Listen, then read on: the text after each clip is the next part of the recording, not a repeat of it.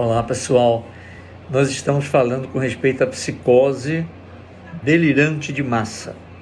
Pois bem, para você ter uma psicose delirante de massa, primeiro você tem que ter um treinamento de massa, segundo você tem que levar 30% dessa massa a ser hipnotizada e finalmente você tem a psicose delirante de massa. Numa sociedade, por exemplo, de 100 indivíduos, 30 ficam hipnotizados, já estão na psicose delirante, eles criaram uma realidade paralela e começam a viver nela.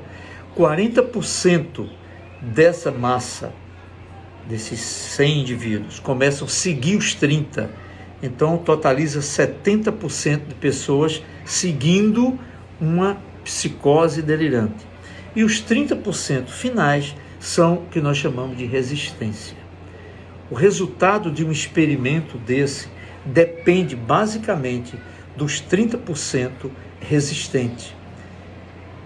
Depende deles. Se eles fizerem determinadas coisas, aquele experimento não funciona. Eu vou falar sobre isso agora.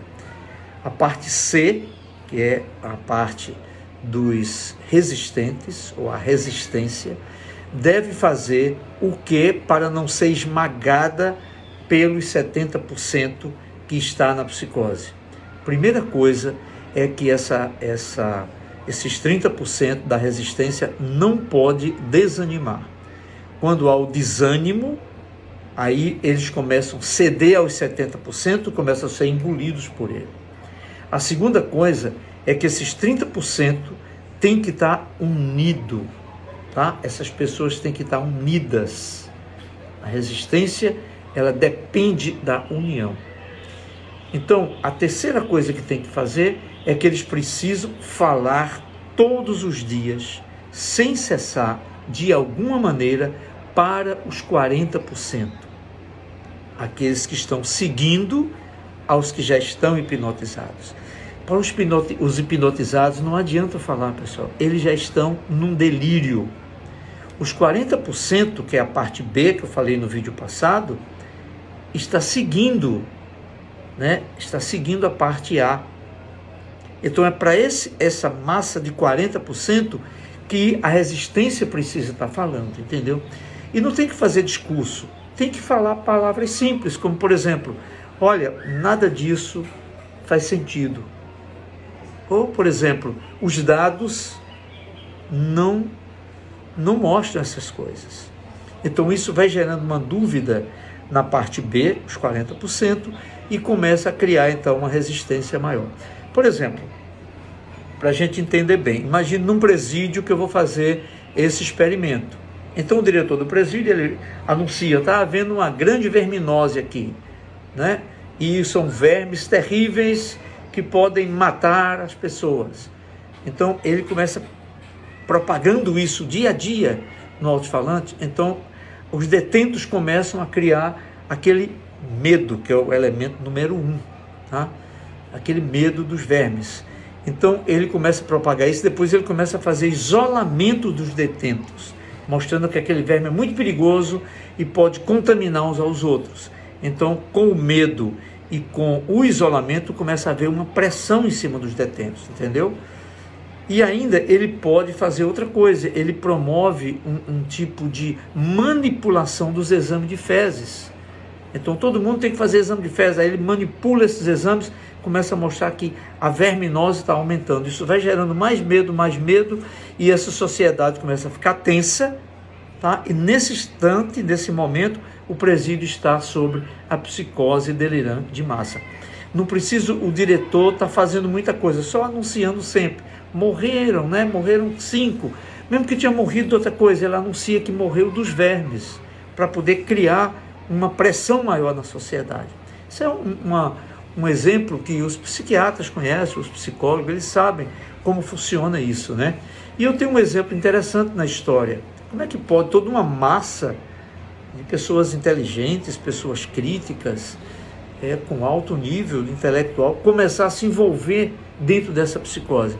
Olha, Jesus, quando entrou em Jerusalém, montado num jumentinho, você encontra lá, acho que é Mateus 21, a multidão estava aplaudindo e dizendo Hosana, Hosana ao filho de Davi, né? Ele estava se cumprindo uma profecia do Filho de Deus entrando na cidade de Jerusalém, etc, etc.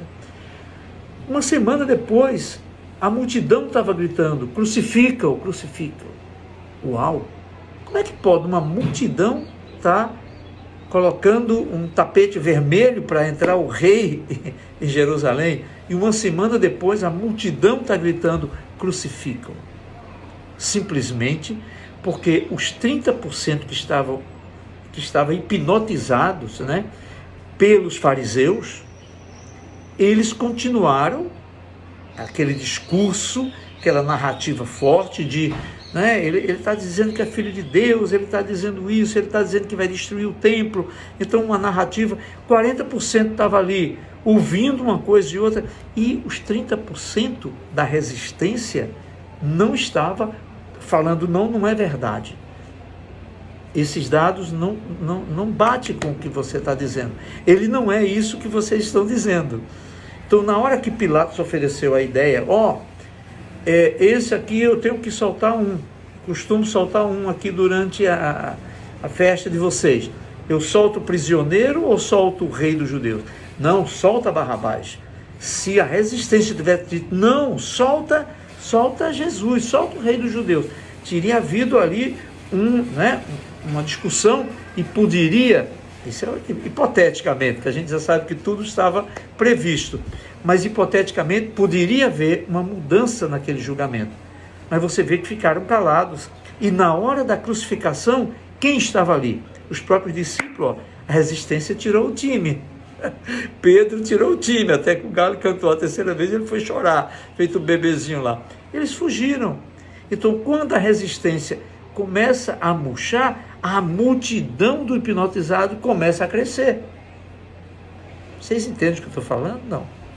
Então, é esse o experimento que se coloca numa sociedade para fazer, implantar a psicose delirante de massa. Entendeu? Primeiro se treina a massa, se hipnotiza 30%, 40% segue os hipnotizados e os 30% finais são as resistências. Cabem a esses aí a manter firme, unidos, não desanimar e falar todo dia, de alguma maneira, alguma frase, alguma coisa, mas todo dia ele tem que estar falando. Até que os 40% digam, peraí, será que, né? E aí começa a haver uma mudança. Quando os 30% hipnotizado começa a descobrir que foi enganado, eles descobrem que foram enganados, foram ludibriados, eles se revoltam. É um perigo para os treinadores e os hipnotizadores, porque eles se revoltam, geralmente eles até matam os hipnotizadores de massa. Foi claro? Não. Esses são experimentos de psicologia que eu estou comentando, que é muito interessante para você estar todo dia observando na nossa vida, né? Para que a gente não seja, de alguma maneira, hipnotizado em alguma situação. Percebem? Tchau.